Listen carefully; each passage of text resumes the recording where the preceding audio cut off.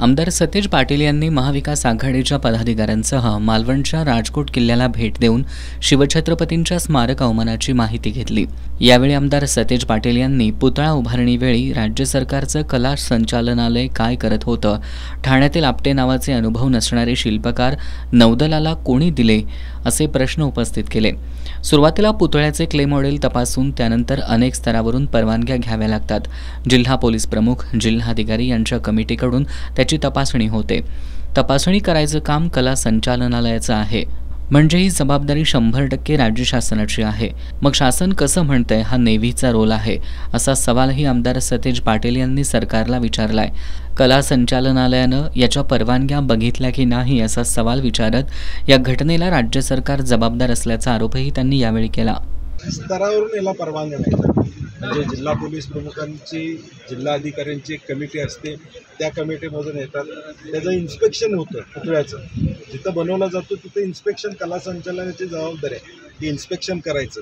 ते कला संचालनाचं इन्स्पेक्शन झालं का, क्ले मॉडेलचं अप्रुव्हल कला संचालनानं त्या ठिकाणी केलं का, असे अनेक प्रश्न आहेत। त्यामुळं यामध्ये 100% शासनाची जबाबदारी आहे आणि मग शासन हे दुसरीकडे ढकलते, वाईट आहे। महाराष्ट्र शासनाच्या कला संचालनाने ह्याला सगळे अप्रुव्हल दिले असतील ना, त्या परवानग्या असतील ना, मग तिथं कला संचालनाने बघितलं का नाही?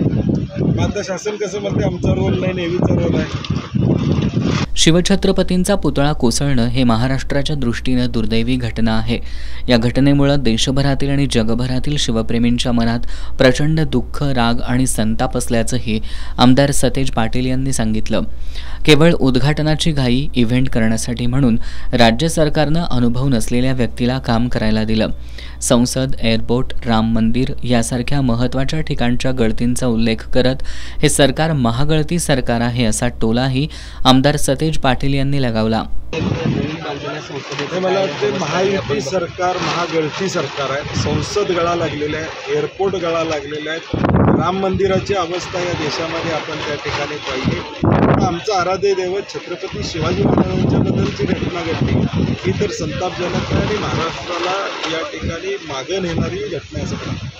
नेव्हीचा एक वेगळा इतिहास असताना राज्य सरकारनं नेव्हीची बदनामी करू नये असं सांगत आमदार सतेज पाटील यांनी शिवछत्रपतींचा अपमान करण्याचं पाप करणाऱ्या राज्य सरकारनं जनतेची माफी मागितली पाहिजे अशी मागणी केली आहे। परंतु आपटेंना कुणी सांगितलं नेव्हीला की आपटेंनाच काम द्या, हे या ठिकाणी महत्त्वाचं आहे।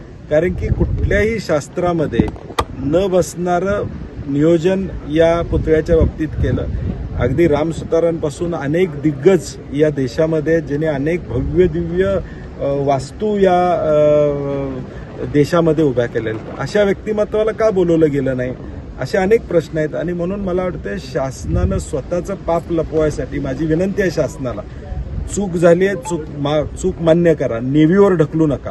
नेव्हीला एक लिगसी आहे, नेव्हीला एक इतिहास आहे। इतक्या वर्ष नौदलाच्या माध्यमातून आपलं संरक्षण देशाचं करण्याचं काम नेव्ही या ठिकाणी करते, त्याला बदनाम करण्याचं काम कृपा करून राज्य शासनानं करू नये अशी आमची अपेक्षा आहे। या पाहणीनंतर आमदार सतेज पाटील यांनी स्थानिक लोकांच्या भावना जाणून घेतल्या। एका तरुणानं भावनाविवश होऊन या घटनेशी वाऱ्याचा काहीही संबंध नाही, या ठिकाणची झाडाची 4 पानं पण पडलेली नाहीत, मग पुतळा कोसळतोच कसा असा उद्विग्न सवाल उपस्थित केला। तसंच या तरुणानं पुतळ्याची दुरावस्था बघवत नाही, आम्ही त्यावर ताडपत्री टाकून तो झाकलाय। या ठिकाणी आपण स्थानिकांना विश्वासात घेऊन आणि सर्वांची मदत घेऊन लवकरच महाराजांचा पुतळा पुन्हा उभारावा अशी विनंती आमदार सतेज पाटील यांच्याकडे केली।